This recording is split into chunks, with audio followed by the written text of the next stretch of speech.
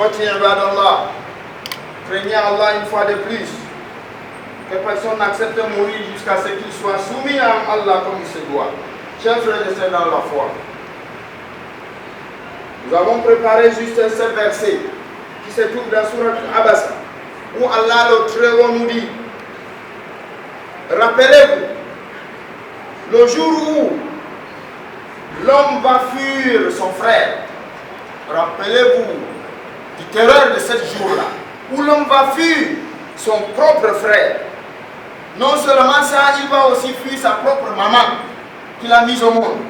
Il va aussi fuir son propre père. Et l'homme va fuir son épouse et vice-versa. Et l'homme va fuir son propre fils. Pourquoi? Parce qu'il a vu cette terreur, le jour de la rétribution.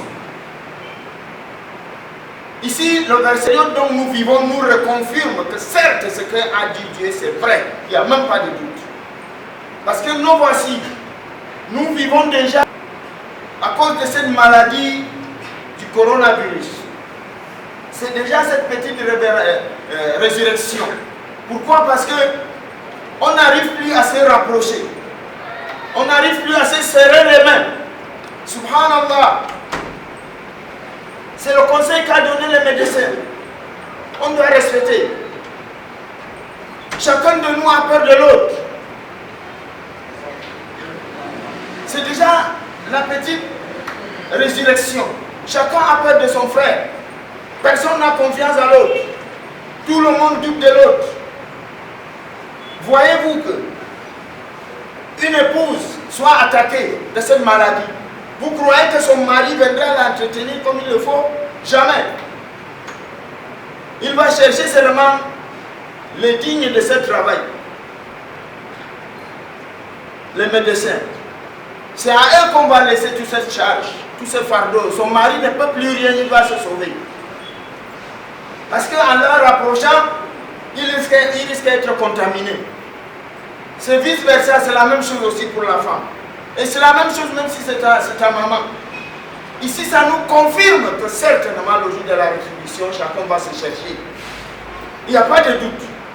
Parce que ici, voilà, cette petite maladie qui fait qu'on se sépare, on ne peut plus s'asseoir comme on s'asseyait, on ne peut plus se serrer les mains. Il n'y a pas moyen. Pourquoi? Parce que chacun veut sauver sa vie. Chacun veut sauver sa vie. Et c'est comme ça le jour de la rétribution où Allah a dit: chacun sera préoccupé de ses problèmes personnels. Il ne regardera personne. Il voit sa maman, il ne peut pas la regarder. Il voit son père, il ne peut pas le regarder. Parce qu'il est préoccupé de ses problèmes personnels. Le verset s'y vient nous confirmer. C'est-à-dire la période s'y confirme ce verset. On ne va pas dire comment l'homme va fuir sa maman. Voilà qu'aujourd'hui, admettons qu'ici, dans la salle, il y a une personne qui est infectée et sûre. Wallahi, tous ceux qui sont autour de lui vont fuir. Ça, c'est sans doute. Et c'est comme ça, c'est ce qu'on a demandé. Ce n'est pas parce qu'on le déteste. C'est de peur que les gens, beaucoup de gens soient infectés. Donc voilà, ça c'est la petite résurrection. Il faut que cette maladie nous donne beaucoup de leçons pour que nous acceptons d'aller dans le Coran. Cette période-ci, si ça ne nous augmente pas la foi, on n'a pas raison de baisser encore la foi. Si on n'est pas stable, on doit augmenter. Parce que vraiment, le verset de Dieu se concrétise, ça se réalise.